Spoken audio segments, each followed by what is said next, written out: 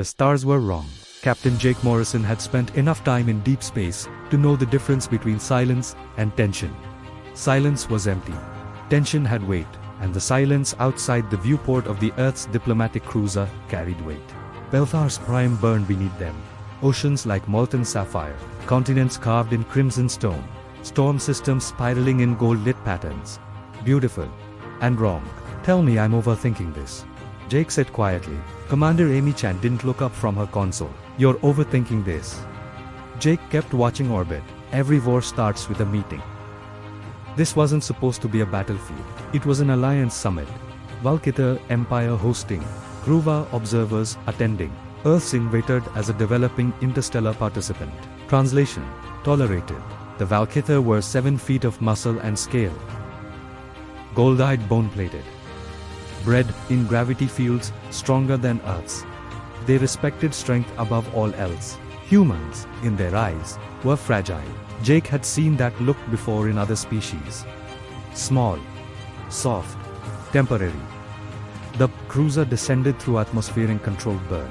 As they landed inside the Grand Arena complex, Valkrither honor guards waited in symmetrical formation. Armor fused to skin. Spears humming with plasma edge. Princess Kala stood at the center. Crimson scales. Crown of segmented horn ridges. Eyes sharp enough to cut steel. She looked at Jake the way apex predators look at animals they haven't classified yet. Curious, unimpressed. Inside the Grand Hall, the summit began with ritual displays of dominance disguised as diplomacy.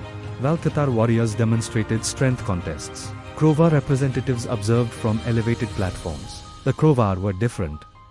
Thicker frames.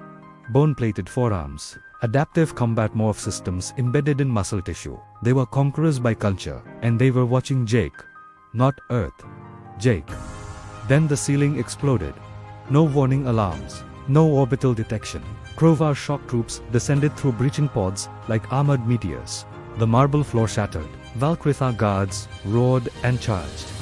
Energy weapons filled the chamber with white fire. It happened fast. Too fast. Jake moved. No armor. No enhancements. He grabbed a fallen spear, pivoted under a Krovar strike, redirected force instead of meeting it. A knee joint bent backward under torque. A shoulder separated under leverage. He wasn't stronger, he was precise. 5 Krovar fell in under 30 seconds. The hall went silent. Princess Kayla stared at him, and for the first time, there was no dismissal in her gaze. There was calculation. The attack ended as suddenly as it began.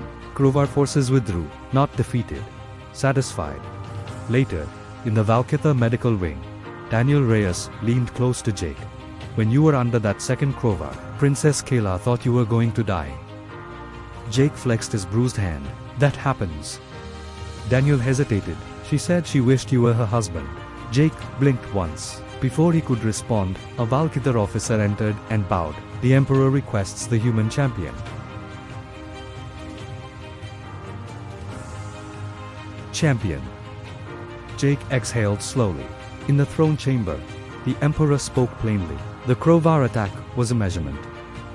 Jake nodded. A probe. Our champion died defending this hall. Silence filled the chamber. By Krovar law, when a champion falls, a duel may determine the fate of invasion. Jake understood. If Valkatha loses, you're annexed. Yes. And you want me to fight. You defeated 5. Jake met the Emperor's gaze. If I fight, Earth remains sovereign. No succession claims. No political leverage through marriage. Kala stiffened slightly. The Emperor studied him for a long time. Accepted. The arena filled the next cycle. Millions watching across 2 empires. The Krovar Warbreaker entered first. 8 feet tall. Bone plating reinforced. Combat morph pulsing beneath skin. Undefeated in 7 campaigns. Jake entered without ceremony. No armor. Just focused breathing. The gong struck. The Warbreaker moved faster than something that size should move. The first impact cracked stone beneath Jake's boots. A blade extension tore across his ribs. Pain sharpened everything. Jake adjusted. He stopped thinking in terms of winning. He started thinking in terms of mechanics. Joint limits. Balance shifts. Breathing rhythms. When the Warbreaker escalated morph density, Jake escalated strategy. Inside a clinch, he rotated under center mass, leveraged torque through the hip, and tore a stabilizer ligament. The Warbreaker crashed onto his back. Alive. Unable to stand. Champion incapacitated. The Emperor declared. Krova ships in orbit did not retreat.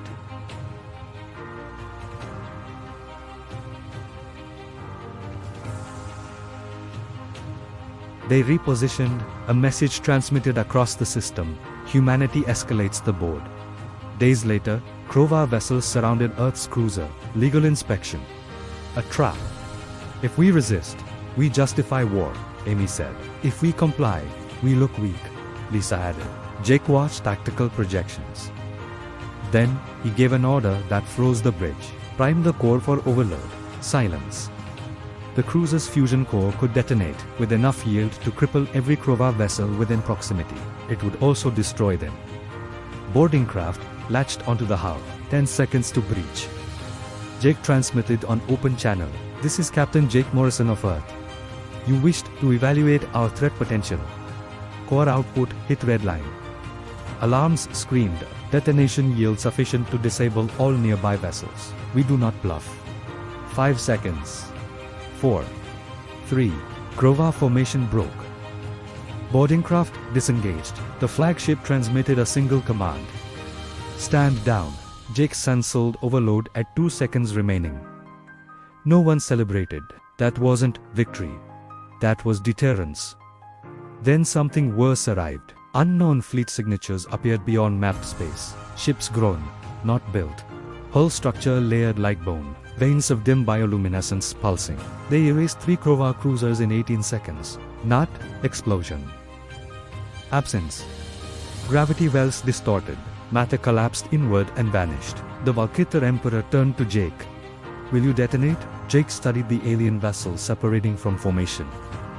It wasn't charging weapons. It was scanning, studying, learning. Jake stepped into open broadcast. This is Captain Jake Morrison of Earth. Silence. We survived ice ages, plagues, nuclear brinkmanship, extinction-level events.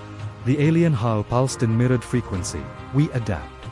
The vessel advanced halfway, paused, then matched the cruiser's core frequency signature, studying response patterns. Jake realized something chilling. It wasn't here to conquer. It was here to classify. Stand ready, he whispered. The alien vessel withdrew. The fleet adjusted vector outward. Not defeated, not deterred. Postponed.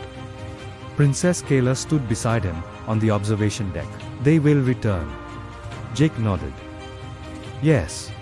The Krova Marshal appeared on Haloshanal. Alliance proposal. Not friendship. Necessity. The Valkyther Emperor spoke quietly. Human. You have altered 3 empires in a single cycle. Jake looked at the stars again. They were still wrong, but now he understood why. Far beyond mapped space, the unknown fleet transmitted a single classification into the dark. Species designation, human. Threat potential, escalating. Observation priority. High. Jake exhaled slowly. This was not the beginning of war. This was the beginning of something worse. An arms race between biology and will. And humanity had just announced itself to the predators of the galaxy. Not as prey, but as competition.